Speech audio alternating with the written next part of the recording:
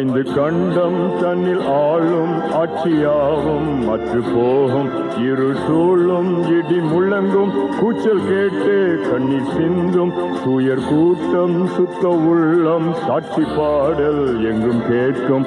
நானும் ஆடி மிக பாடி என் நேசருடன் சேர்வேன்.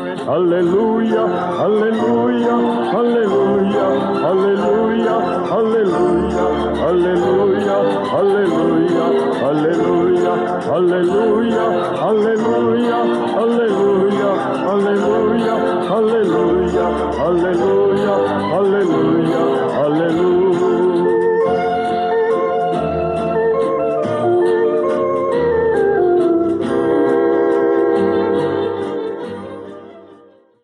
கர்த்தருக்குள் அன்பானவர்களே, அனுதினமும் கிறிஸ்துவுடன் தியான வேளைக்கு உங்களை அன்புடன் அழைக்கிறோம். இன்றைய தியானத்திற்கான வேத வாசிப்பு யோவான் 18ஆம் அதிகாரம் வசனங்கள் 1 முதல் 6 வரை. தியானத்திற்கான தலைப்பு நான் தான் என்று அவர் அவர்களிடத்தில் சொன்ன உடனே அவர்கள் பின்னிட்டு தரையிலே விழுந்தார்கள். யோவான் 18:6.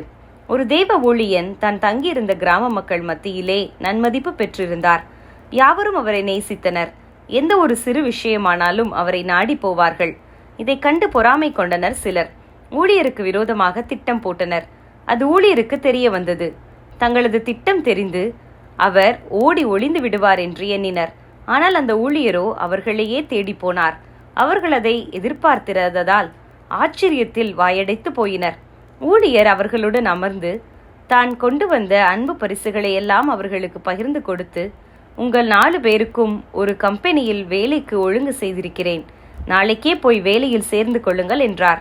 அவர்களோ வெட்கி தலை குனிந்தனர். இயேசுவை கைது செய்ய வந்தவர்களுக்கு அவர்கள் செய்ய வந்த வேலையை அவர் லெகுவாக்கி கொடுத்தார். அது இருண்ட நேரமாயிருந்ததால் தானே போய் யாரை தேடுகிறீர்கள் என்றார். நீங்கள் தேடுகிற இயேசு நான் தான் என்றார். வல்லமையான காரியங்களை செய்த இயேசுவை பிடிப்பது என்பது லெகுவல்ல என்று எண்ணி பந்தங்களோடும் ஆயுதங்களோடும் வந்த போர் வீரருக்கு இந்த வார்த்தைகளை ஜீரணிக்க முடியவில்லை. இனி தப்பித்துக்கொள்ள முடியாது என்பதனால் அல்ல, பிதா தமக்கு அருளிய பாத்திரத்தில் பருக வேண்டிய நேரம் வந்துவிட்டதை உணர்ந்த அவர் தம்மை மறைத்து கொள்ளவில்லை. தாமே தம்மை ஒப்பு கொடுத்தார். வந்தவர்களோ இயேசுவின் அதிகாரத்திற்கும் வல்லமைக்கும் முன்னே நிற்க முடியாமல் பின்னிட்டு வீழ்ந்தார்கள். அதற்காக இயேசுவை விட்டார்களா? பிடித்து கொண்டு போனார்கள். ஆனால் முடிவு உயிர்த்தெழுதல் அல்லவா? தேவ பிள்ளையே, நாம் தேவ கரத்தில் இருக்கிறோம் என்ற உறுதி நமக்கு இருக்குமானால் நமக்கு எதிரே வருகிற எந்த தீங்குக்கும் நாம் பயப்பட தேவையில்லை. மெய்யாகவே அவை நமக்கு தீங்காகவே மாறலாம்.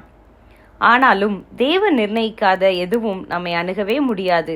ஆகவே கர்த்தருக்குள் வாழ்வது மெய்யானால் நாம் எதற்கும் பின்னடைய தேவையில்லை. நம்மை எதிர்கொள்ளும் தீமையை நமது நல்நடத்தை பின்னடைய செய்ய வேண்டும். அங்கே ஆண்டவர் மகிமைப்படுவார். நீ தீமையினாலே வெல்லப்படாமல் தீமையை நன்மையினாலே வெல்லு. ரோமர் 12:21. ஜெபம் செய்வோமா? அன்பின் இயேசுவே, நாங்கள் உமது கரத்தில் இருக்கிறோம். நீரே எங்களது சகாயர். உமது வழியில் என்றும் நிமிர்ந்து நிற்க எங்களுக்கு அருள் செய்யும். ஆமேன்.